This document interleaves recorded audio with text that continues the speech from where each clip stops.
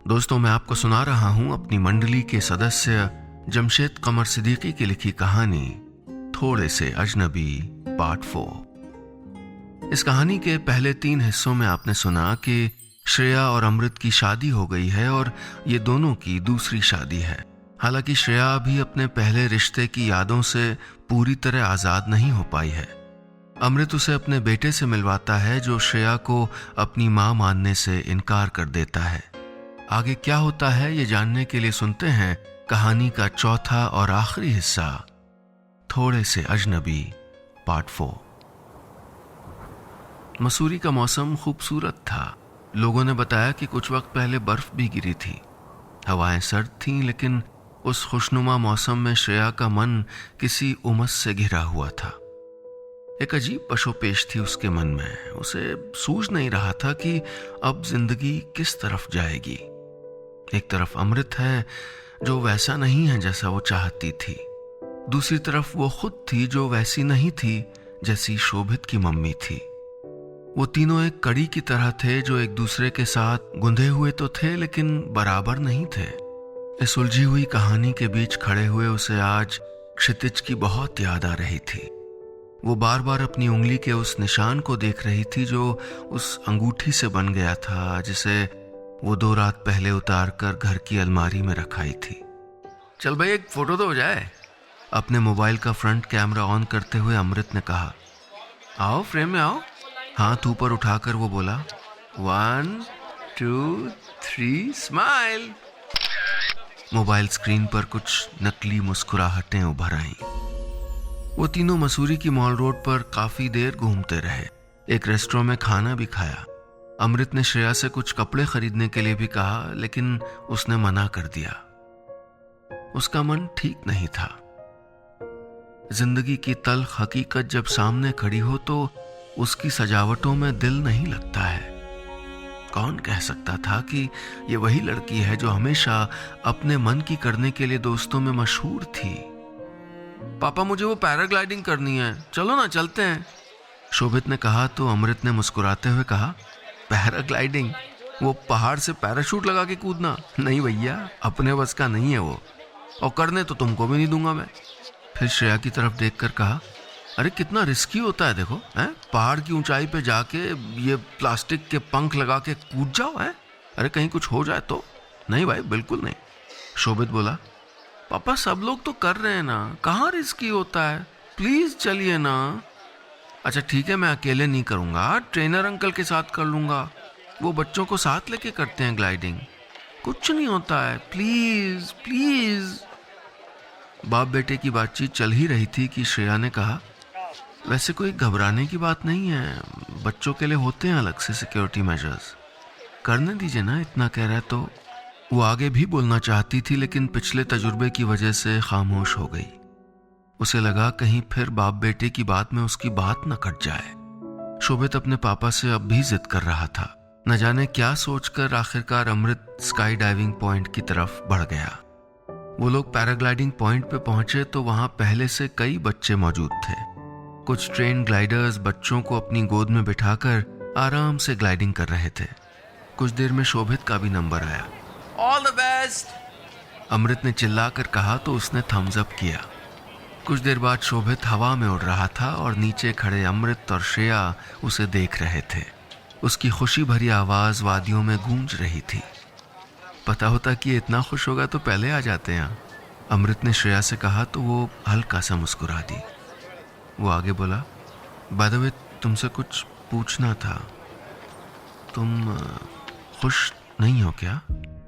अचानक आए इस सवाल से श्रेया हड़बड़ा गई। वो नजर चुरा के बोली, नहीं ऐसी तो कोई बात नहीं है। वो दोनों बातें तो आपस में कर रहे थे लेकिन उनकी नजरें आसमान में ग्लाइडिंग कर रहे शोभित पर थीं। अमृत ने अपनी जेब में हाथ डाला और फिर श्रेया की हथेली थाम कर उसमें कुछ रख दिया। उसने शायद पहली बार श्रेया का हाथ पकड़ा था।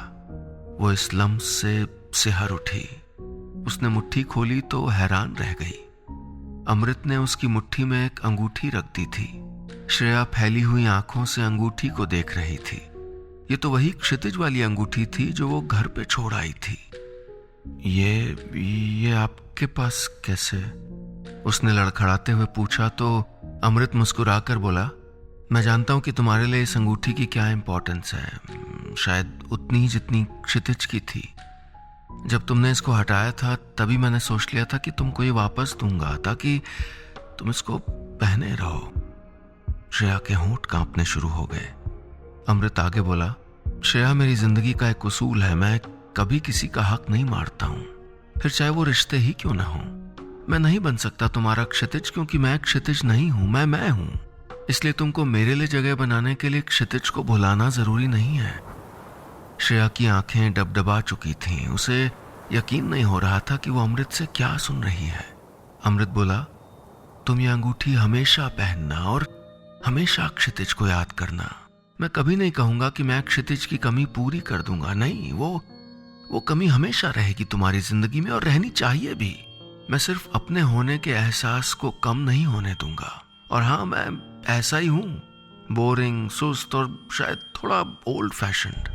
कहते कहते वो मुस्कुरा दिया तो श्रेया को एहसास हुआ कि उसने अब तक अमृत को देखा ही कहाँ था। उसने तो जब भी उसको देखा उसमें क्षितिज को ही ढूंढा था।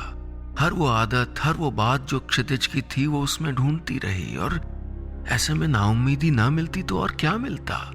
अमृत की अपनी भी तो शख्सियत थी, वो अपने आप में भी तो एक मुकम्मल इंसान था ना। कितना गलत किया था उसने अमृत के साथ। ये सोचते हुए श्रेया के गालों पर आंसू की बूंदें लुढ़कने लगी।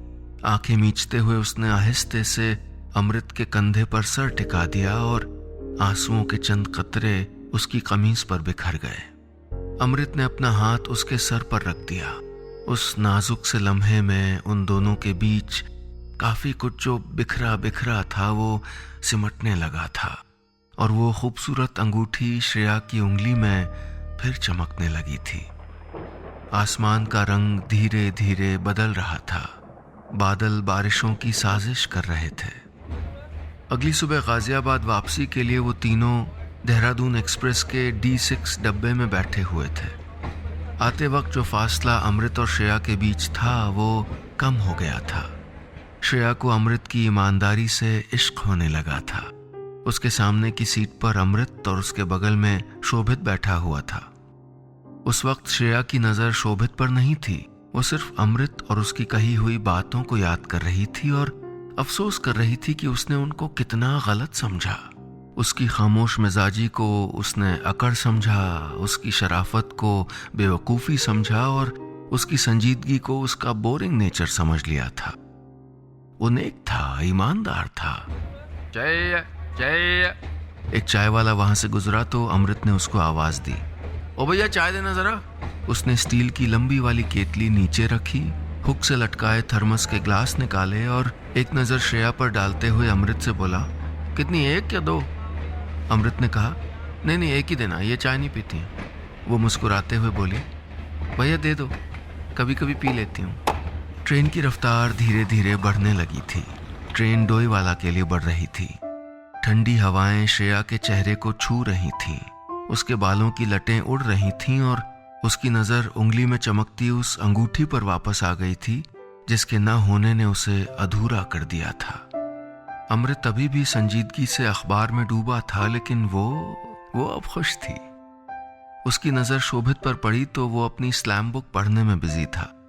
श्रेया को उसी पल एक एहसास हुआ कि वो और शोभित एक दूसरे से ज्यादा अलग नहीं है। उसने शौहर खोया था, शोभित ने मां।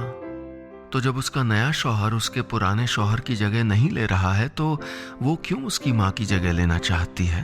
और फिर वो शोभित की मां की जगह ले भी कैसे सकती है? शोभित सुनो, उसने आवाज लगाई तो शोभित ने नजर उठाकर उसको देखा। यहां आकर बैठो मेरे पास, आओ ना। शोभित ने पापा की तरफ देखा लेकिन उन्होंने उसकी तरफ नहीं देखा और अखबार पढ़ते रहे। वो आहिस्ता से उठा और जाकर श्रेया के पास बैठ गया। श्रेया ने कहा, पैराग्लाइडिंग में मजा आया? उसने कहा, आया। उसके सर पे हाथ फेरते हुए बोली, चलो next time will do it together, promise? अंगूठे से अंगूठा लड़ाते हुए दोनों मुस्कुरा दिए। फिर वो बोली, एक्चुअली मुझे तुमको थैंक्स बोलना था। शोभित हैरानी से बोला, क्यों, किस लिए? श्रेया बोली, तुम सही कहते थे, मैं तुम्हारी मम्मी नहीं हो सकती, वो तो बहुत अच्छी थी, है ना? शोभित ने सर झुका लिया। फिर श्रेया ने उसकी तरफ हाथ बढ़ाते हुए कहा, लेकिन दोस्त तो बन सकती हूं ना? Will you be my friend? Shobhit के चेहरे पर मुस्कुराहट आ गई। उसने अपना हाथ श्रेया की तरफ बढ़ा दिया। दोनों ने हाथ मिलाया तो श्रेया बोली, अब मैं तुम्हारी दोस्त बन गई हूं तो मुझे भी दो ना स्लैम बुक, मैं भी लिखूंगी अपने दोस्त के बारे में। शोभित के चेहरे पर मुस्कुराहट खिलने लगी। उसने अपनी गुलाबी स्लैम बुक श्रेया की तरफ बढ़ा दी। ट्रेन डोईवाला पार कर चुकी थी। अमृत, श्रेया और शोभित अब एक दूसरे के लिए सिर्फ अमृत, श्रेया और शोभित ही थे। न किसी पुराने रिश्ते का सांचा था, न किसी और की तरह होने की जिम्मेदारी। कुछ देर बाद अमृत ने सामने की सीट पर नजर दौड़ाई तो शोभित श्रेया की गोद में बैठा था। और बड़ी वाली 2 पर और छोटी वाली 3 पर, मतलब 3:10। बिल्कुल सही। वो अपनी कलाई में बंधी घड़ी से उसको वक्त देखना सिखा रही थी। दोनों हंसते हंसते एक दूसरे से ऐसे बात कर रहे थे जैसे पुराने वक्त की जान पहचान हो। एक उलझन उलझते उलझते सुलझ गई थी। एक रिश्ता बिगड़ते बिगड़ते बन गया था। एक घर बिखरते बिखरते संवर गया था।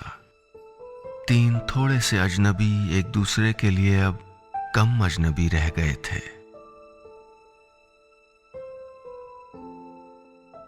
बस इतनी सी थी ये कहानी। दोस्तों, उम्मीद है आपको मेरी मंडली के सदस्य जमशेद कमर सिद्दीकी की लिखी कहानी थोड़े से अजनबी पसंद आई होगी।